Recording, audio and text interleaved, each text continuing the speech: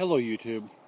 As many of you know, OurGodlessWorld recently made an appeal to all of us, I guess, in the atheist community to pull the plug on the presuppositional apologists and sort of stop feeding their activities by giving them subscriptions and even going on their shows and talking about them too much. And I did check my subscriptions, and the only one of these guys that I'd actually subscribed to was Satan Briggingate's site, and I unsubscribed. There's not really any activity on that channel lately anyway. I certainly hadn't subscribed to the Wingnut or Matthew 4:19.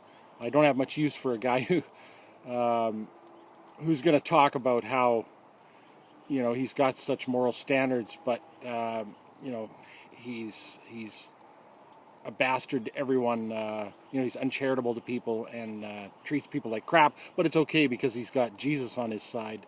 There's not much point in having high moral standards if you're not going to abide by them. In other words, if I was to come to you and say, I don't treat people very well, it would be as part of a pledge to do better. It wouldn't be as part of an excuse, right? So I never subscribed to that guy anyway. I understand what OGW is talking about. It's been my policy all along. I've always said I don't recommend debating these people because I don't think you can bring honesty to a dishonest debate. And the little logic puzzle that Cy has developed is pretty disingenuous. And so I never did recommend debating these people. And even recently, I had sort of wondered out loud after a video or a Skype session I'd had with Paul Ross. And it was very pleasant, and it was a very nice conversation. And I thought to myself, well, what would stop me from conversing with an apologist? And I realized for me what the dividing line is. Anyone who's going to tell you what you know, anyone who's going to say God exists. And for instance, on that Bible thumping Wingnut show where they discuss chemical warfare, underneath Matthew 4:19's title, when he was showing his image on screen, he had his name underneath. It said, I think it is, something under that said, Jesus is Lord, and then in all caps, and you know it. And for me, that's where the honesty stops, right? And it's interesting too, because Matthew 4:19 talks about pride and how you're prideful.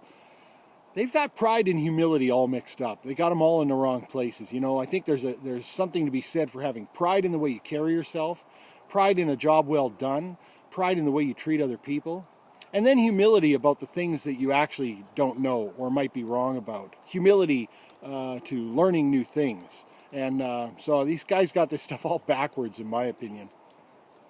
And so those are things that I already sort of felt.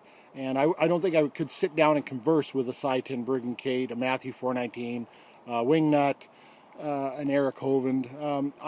How do you have a conversation with someone who claims to know what's in your head based on thousands of year old text that they've just presuppositionally decided to believe in no matter what evidence comes to the contrary? I don't think you can have that conversation. So I'm with OGW on all of that. My concern comes, I guess, here's the herding cats portion of the video. My concern comes with respect to the innocent bystander. So OGW talked about how, we're never going to convince these guys. And I never set out to convince any of the presuppositional apologists, certainly. I don't think it can be done. They'd be shitty presuppositionalists if you could change their minds. I'm concerned about the innocent bystander, the guy who clicks on videos and watches them and is maybe intellectually lazy or doesn't understand logic all that well and hears the pitch and thinks that it makes sense, the low-hanging fruit. I would like for those guys, when they type presuppositional apologetics into the search bar, to come up with more of our videos than their videos. And so I don't think that I'm done making videos on the presuppositional apologetic, although I will say I think I'm running low on material because I have covered a lot of the areas and a lot of the issues.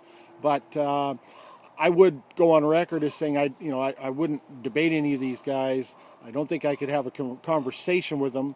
I could converse with the guys the unconventional pastor, the guys on the place, those kind of people. Paul Ross, he'd offer to do a Google Hangout. I would do a Google Hangout with that guy. He's honest, about his argumentation, and he's willing to change his mind in light of evidence to the contrary. And so I would do that, but I'm not going to do that with any of these guys. I do agree with unsubscribing to their channels. There's no sense giving them subscription counts. If you want, you can manually go check their channels if you want to see what they're up to.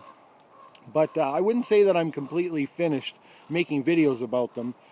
Certainly some of these topics are very worthwhile. I think the moral argument is extremely worthwhile because of the way they form their arguments, and the moral lawgiver that they sort of succumb to is pretty heinous in my opinion. And so I think the moral argument is a good one to have. The presuppositional apologetic is a joke. It is disingenuous. It is a parlor trick. And I think Our Godless World is right to say that we shouldn't engage with these guys. But I think it is important to point out the logical flaws with the argument for that innocent bystander that just happens to come by and didn't realize what logic was all about and thought he was hearing a pretty good sales pitch.